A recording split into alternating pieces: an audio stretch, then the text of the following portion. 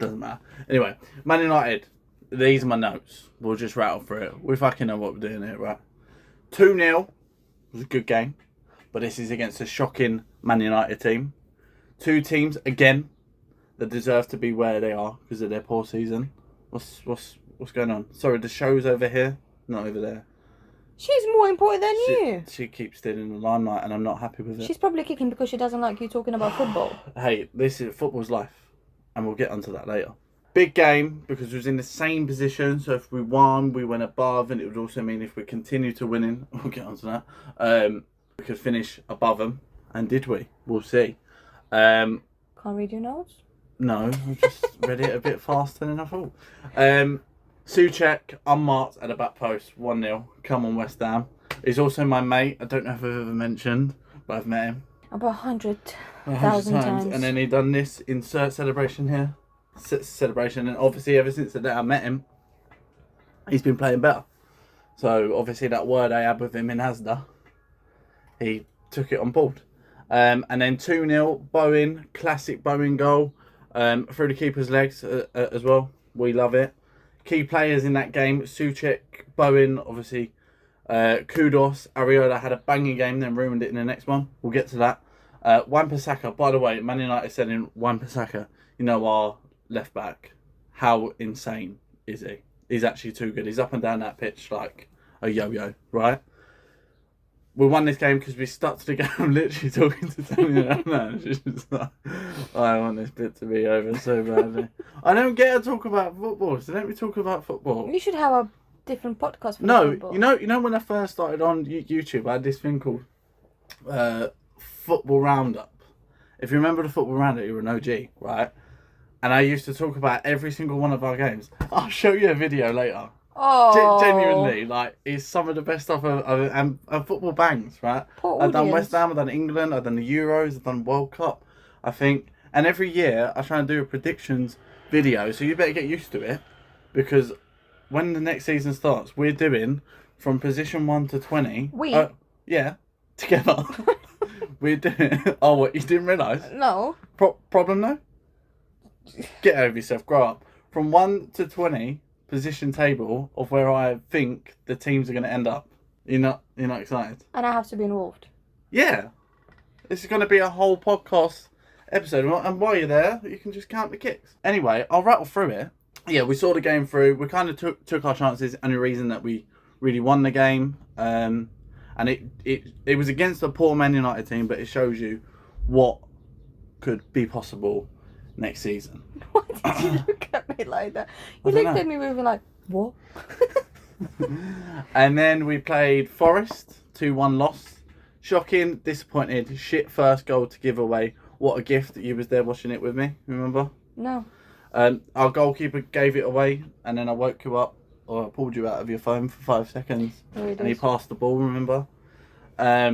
And I just praised him. So I'm taking it back instantly. He just made a game that was already hard because we're playing a team that is like challenging for Champions League. He made it 10 times harder by just passing the ball away. What an idiot. I've never really trusted him either. I do think he's a good goalkeeper, but it reminds me of Adrian. If you guys remember Adrian when he used to play for West Ham, goalkeeper. Always looks like he had a mistake in him. Yeah, so it's embarrassing, but made a tough game even harder.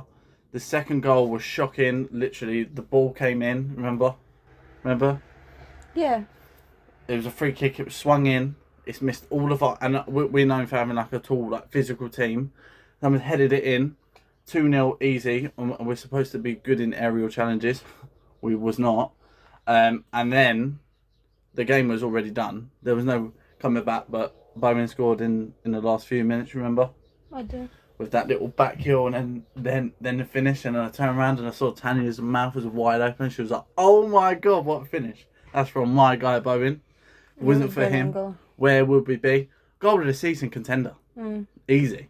And I'm not just talking about for the West Ham boys. I'm saying like that's the best goal I've seen this season. Am I biased? Definitely. What a strike! We'd be lost without him. No real celebrations because a comeback definitely wasn't happen. To be honest, based on the season we had, I wouldn't blame him if he thought about leaving, but he won't because he's signed down to like a 5-year contract. and his dad's Danny Dyer, and his whole family lives in East Ham now, so we should be okay. But you couldn't blame him for thinking about it based on the season that West Ham Everyone had. have their different You want to opinions. expand on any points that I've made? Get involved in a bit of football, you know? I'm asking you a question. You're asking me a question? Yes, that was a question. Oh. Would you blame Bowen if you thought about it? I wouldn't. Why not? When you're... It's like when you're at work and you're working there for 3-4 years and then you get like a new manager which is going to be a shit person, not knowing what to do, unprofessional, and not giving much of a new team lead excitement and rules and performance. You're like, what the fuck am I doing here?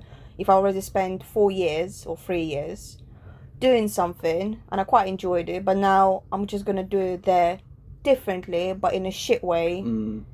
So why am I here with such an experience? Definitely. So it's quite similar with Bowen. But obviously the team is the bad manager, and he's the one on his own feeling like, come on team. And it's just been an all-round bad season. Like, I remember obviously when we first started dating, it was the best time to slide in as a West Ham fan. Oh, yeah. What do you think I was saying? I don't know, you just paused at that time. Because it was, and like, it really does dictate my mood. Do you want to tell people how it's been? No, you were horrible. As in, like, if West Ham was losing, you wouldn't even fucking talk to me for like 2 hours. I'd be like, oh, can I have a food? You know, Tanya, you're painting me out as a person that I'm not. You know.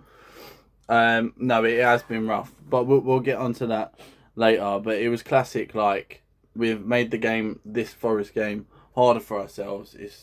And in the last game, it felt like one step forward by winning, but then like another fucking 4 backwards because we just like given the ball to the other teams.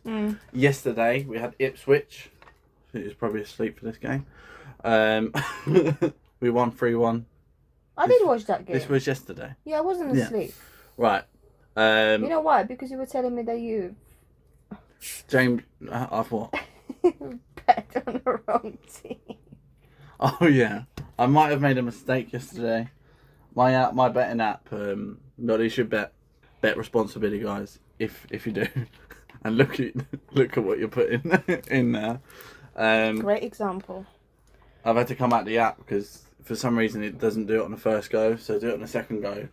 But I've just seen the game, but I've forgotten about the whole like home away thing, so I've just pressed home win like a fucking simp, thinking that maybe West Ham were playing at home, but obviously Ipswich were. So it doesn't matter because 2 of the other teams didn't win, so I would have lost anyway. But if it was that one game, I'd have been pissed. Yeah, so James Ward-Prowse goal, Bowen lays it off, James Ward-Prowse finishes it. How great it is to have him back. I don't even know why we got rid of him in the first place. Absolutely mental. Ipswich made it easy, creating their own problems.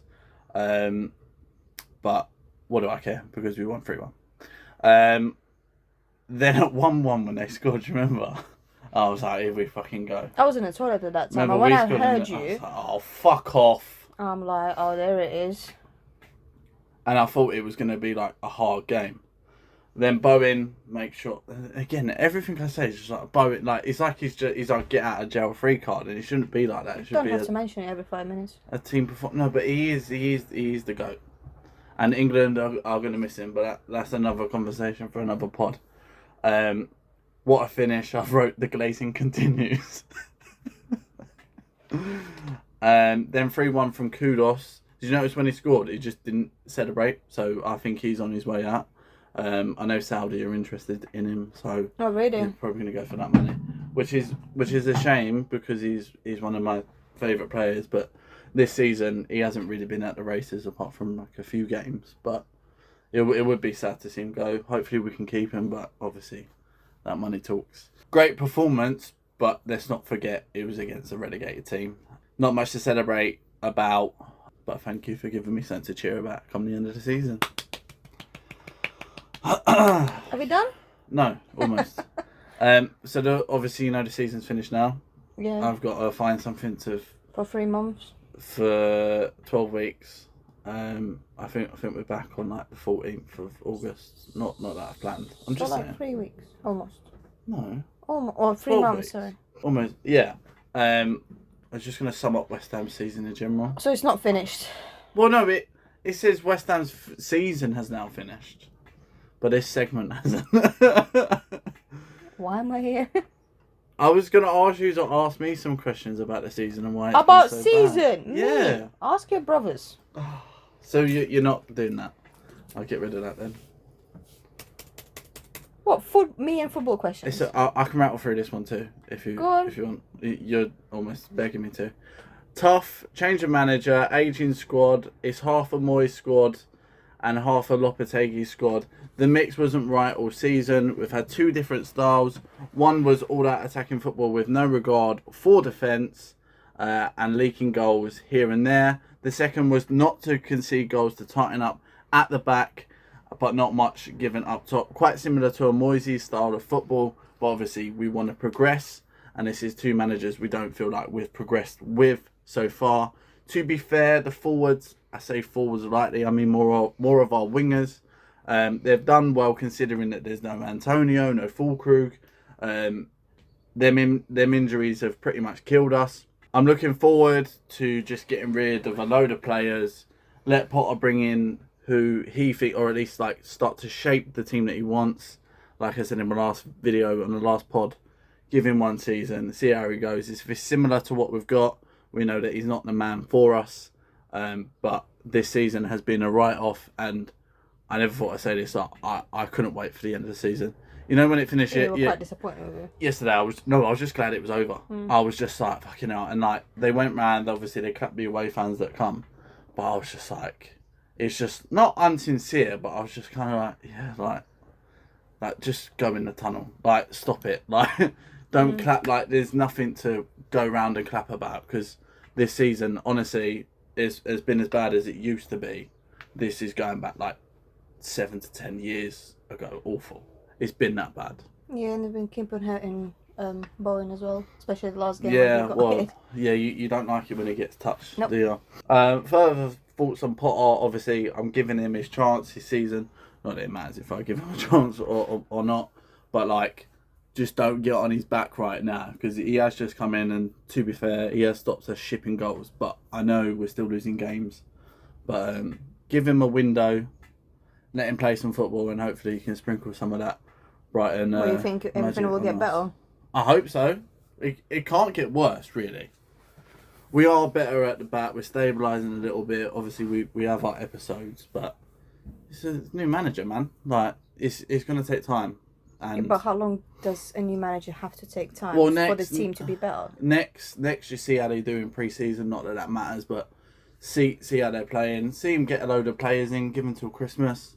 If it's still rocky, we're still like, I don't know, like just above the relegation spot, then maybe it's time to think about going again. But the trouble with sacking managers, when you do that, you've just got to start that rebuilding process again. So at the moment, it is just about getting over the line, and to be fair, he's done that. The main problem while we sat Lopetegui was because he's shipping goals. To be fair to Potter, he stopped that now. But there's still a fucking long way to go. And I don't even want to, like, obviously I'd love to see us like Europa League football again, which is where I think West Ham should be. Having them Thursday nights back would be brilliant. But at the moment, it's just about like sitting where we normally sit, you know, round 10th. Take that. That's all I want.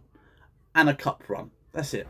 And I'll be more than happy. See, I asked you a question. Thank you. It's going to be sad that Ipswich have gone down now, because I won't see Ed Sheeran on TV. Oh God, anymore. I couldn't care less. You know, when you just keep on talking about Ipswich. Oh, do you remember who's a fan of Ipswich? I'm a big fan of Ed Sheeran. I don't care. But you're not a fan of Ipswich, so what does it matter? Yeah, but I'm a fan of him. Probably will buy an Ipswich shirt. He wasn't there last game. He was there with Lewis Capaldi. Well, I was surprised that you didn't say anything on that time. No, because he didn't go I just wanted it over.